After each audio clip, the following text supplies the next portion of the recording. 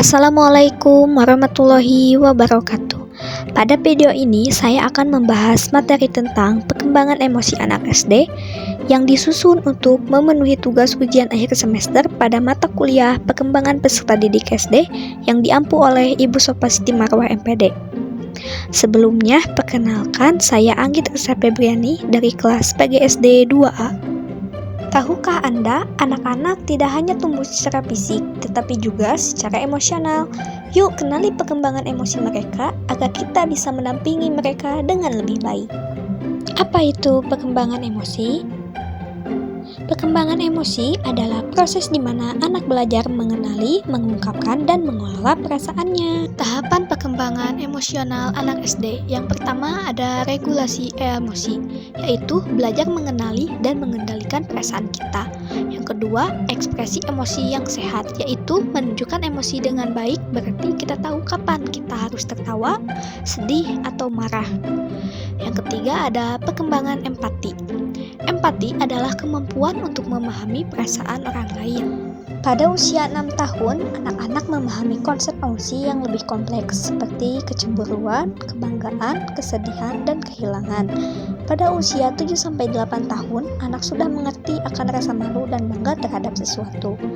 Pada usia 9-10 tahun, anak sudah dapat menyembunyikan dan mengungkapkan emosinya, dan juga sudah dapat merespon emosi orang lain. Anak juga bisa mengontrol emosi negatifnya.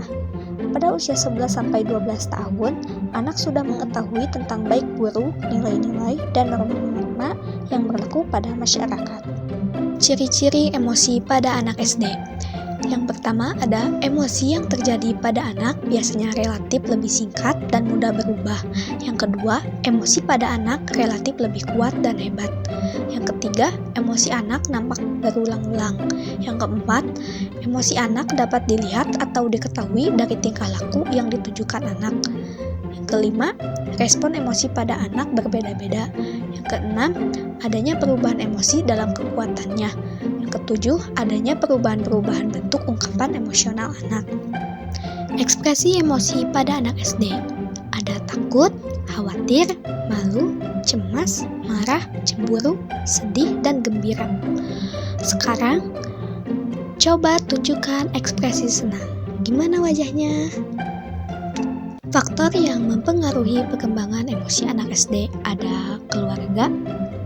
Kalau di rumah kita sering dipeluk dan diajak bicara, kita bisa jadi lebih tenang. Tapi kalau sering dimarahi, kita jadi mudah kesal.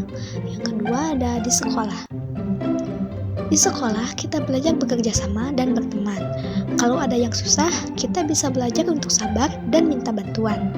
Yang ketiga ada lingkungan sekitar. Kita juga bisa belajar dari orang-orang di sekitar kita. Misalnya, meniru cara mereka berbicara dan bersikap. Yang keempat ada media dan teknologi.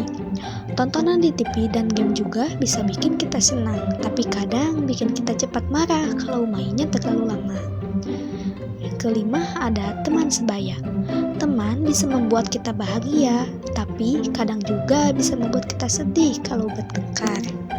Strategi membangun kecerdasan emosional. Yang pertama ada penerapan metode pengelolaan emosi dengan pembelajaran.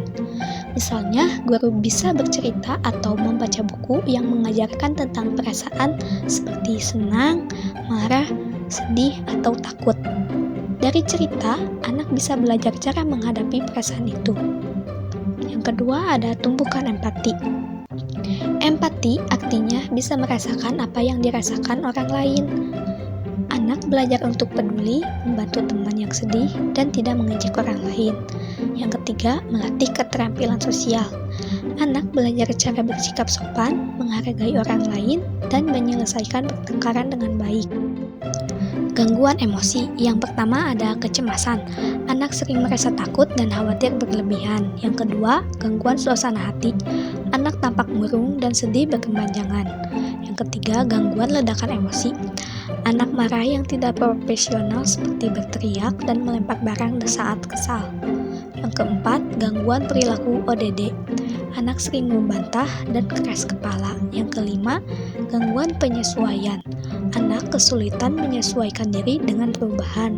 Contohnya, sedih saat pindah rumah atau sekolah. Orang tua bercerai, anak jadi sering menangis. Kalau ada teman yang seperti itu, jangan dibully ya.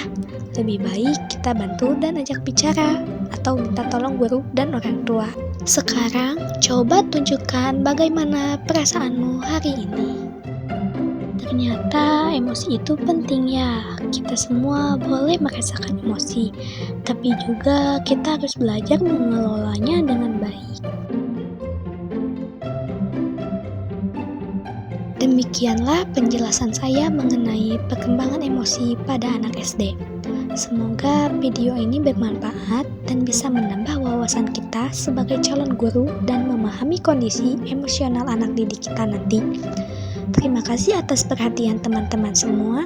Wassalamualaikum warahmatullahi wabarakatuh.